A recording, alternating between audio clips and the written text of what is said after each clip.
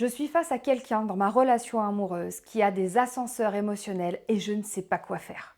Vous connaissez cette notion d'ascenseur émotionnel où à un moment c'est la joie et à un autre moment c'est la panique totale, à un moment c'est l'euphorie et à un autre moment c'est la dépression totale. Ce n'est pas que l'apanage des hypersensibles, toute personne émotive vit aussi ce fameux ascenseur émotionnel. Je m'appelle Claire Stride, je suis consultante spécialiste en neurosciences et dans l'accompagnement des profils neuroatypiques et hypersensibles. Je vous invite à vous abonner si ce n'est pas encore fait. Alors, comment faire quand nous vivons, quand nous aimons quelqu'un qui a ces fameux up and down émotionnels, quelqu'un qui est capable de passer de la joie, du rire aux larmes comme on le dit, et surtout pourquoi ça peut être si difficile pour nous à vivre. J'accompagne pas mal de couples où c'est un vrai sujet. Alors bien souvent, c'est l'homme qui ne sait absolument pas quoi faire par rapport à sa femme qui est ultra émotive et l'homme ne supporte pas les pleurs de sa femme, se sent complètement désemparé, totalement démuni par rapport à ça et la nana, ça lui renvoie une image encore plus dévalorisée et dévalorisante d'elle-même. Donc c'est un cercle vicieux, vous aurez bien compris.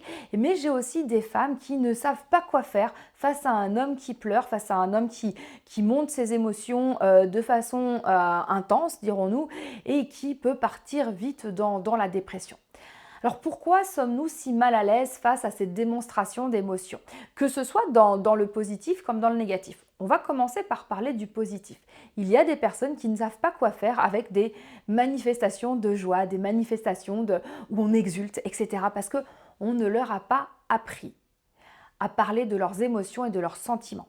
Bien souvent, on va retrouver ça avec les personnes évitantes qui, en fait, on leur a dit de taire leurs émotions tout le temps, ne savent pas mettre en avant leurs émotions. Et là, quand elles sont face à des gens qui vivent leurs émotions pleinement, c'est un peu la panique. C'est mais qu'est-ce qui se passe? Pas besoin de se mettre dans des états pareils, même si tout va bien, il n'y a pas besoin d'en faire des caisses comme ça, en fait.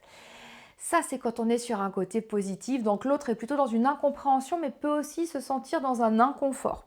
Il peut avoir honte ou elle peut avoir honte de cette effusion de joie qu'elle ne contrôle pas, qu'elle ne maîtrise pas et surtout, avant tout, qu'elle ne comprend pas. Donc là, c'est à vous de parler à votre partenaire et de lui dire, ben voilà, moi, je manifeste ma joie, moi, ça me fait du bien, moi, je suis là, cuicui les petits oiseaux, tout est beau, tout est chouette, et j'ai besoin de le dire. Par contre, trouvons la façon, en fait, que ce soit OK pour toi. Ça, c'est pour les émotions, j'allais dire, positives, intenses. Ce que je vois beaucoup, notamment dans les couples qui vont mal, c'est la manifestation des émotions négatives, dirais-je, enfin, plutôt des émotions inconfortables. Que ce soit pour des problèmes de couple ou des problèmes professionnels ou des problèmes de santé. Et oui, il nous arrive bien sûr de vivre des choses difficiles, de tomber dans une sorte de mélancolie, de dépression et de ne pas réussir à faire autre chose que de se lamenter ou que de pleurer, etc. Et là, en général, le conjoint est totalement démuni par rapport à cette situation. Que faire quand ma moitié est en pleine souffrance mais que j'arrive pas du tout à la consoler, à la réconforter ou quoi que ce soit. Quand je ne suis pas la source de son mal, je peux être présente pour écouter et si je ne me sens pas à la hauteur parce que je ne sais pas faire ou parce que ça me met dans l'inconfort, je vais lui recommander d'aller voir un ami ou un professionnel. Et ça, très important ce que je vais vous dire, votre moitié, la personne que vous aimez, n'est pas là pour vous sauver. Elle n'est pas là pour combler tous vos besoins. Elle n'est pas là pour vous guérir. Si elle ne sait pas comment faire avec vous, il n'y a aucun souci. Elle est là, elle vous aime, c'est déjà bien suffisant. Et c'est à vous d'aller trouver la personne qui pourra vous aider à avancer. Mais quand on est dans une situation où c'est la personne qui, dans le couple, est source de souffrance pour l'autre, là, c'est beaucoup plus compliqué. Comment trouver cet équilibre en fait entre la personne qui essaie de s'affirmer et cette affirmation fait souffrir l'autre et l'autre manifeste sa souffrance, etc. Ça, on va être dans ce qu'on appelle véritablement l'intelligence relationnelle. Il est légitime de dire qu'on ne se sent pas bien, il est légitime de dire qu'on souffre, il est légitime d'entendre le message de chacun. Donc quand on est face à quelqu'un qui est en grande émotivité, Le mieux, c'est d'arriver à trouver des mots tout simples pour dire: «Écoute, je comprends que tu es en train de souffrir, je comprends que ça n'aille pas, je comprends même que je suis très certainement la source de cette souffrance, mais moi, je ne sais pas quoi faire avec». Et ça ne veut pas dire que je t'aime pas, ça ne veut pas dire que c'est un désintérêt, c'est juste qu'en fait, moi, je ne sais pas quoi faire et ça peut produire chez moi l'effet inverse. Je vois beaucoup de couples qui me disent: «Moi, quand il se met à pleurer ou quand elle se met à pleurer comme ça me fait péter un câble parce que je comprends pas, parce que ça veut dire qu'il ne m'écoute pas ou qu'elle ne m'écoute pas et qu'elle ne m'entend pas». Alors oui et non. La personne réagit émotionnellement comme elle le peut, avec qui elle est au moment où elle est, et à ce moment-là, elle fait du mieux qu'elle peut. Donc soyez dans cette affirmation de vous-même en disant, voilà, moi je ne sais pas faire avec tes émotions, ça me met mal à l'aise, je comprends que je ne puisse pas être le réconfort dont tu as besoin, surtout si je suis la source de ta souffrance. Et pour la personne qui est en train de souffrir, bien sûr que vous avez le droit de pleurer, bien sûr que vous avez le droit d'être malheureux ou malheureuse, bien sûr que vous avez le droit d'exprimer votre souffrance. Après, à vous de voir comment vous pouvez le faire et quand vous pouvez le faire. Il vaut mieux aller se confier à des amis, à de la famille, à des professionnels, plutôt qu'à la personne qui vous fait souffrir.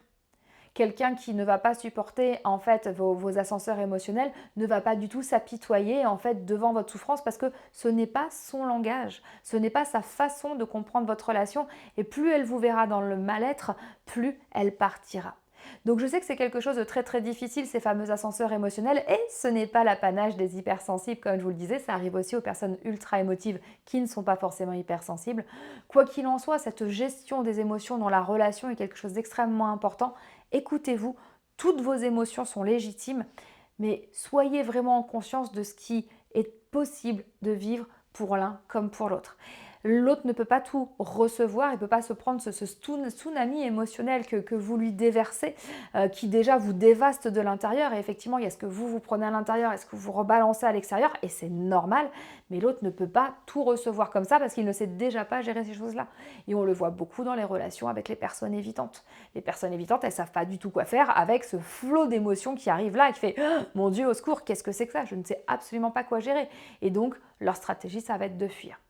Alors je sais que les ascenseurs émotionnels sont difficiles à vivre, mais vous pouvez véritablement apaiser toutes ces choses-là en vous écoutant, en prenant soin de vous, en regardant en bas. Il y a un cadeau qui vous attend.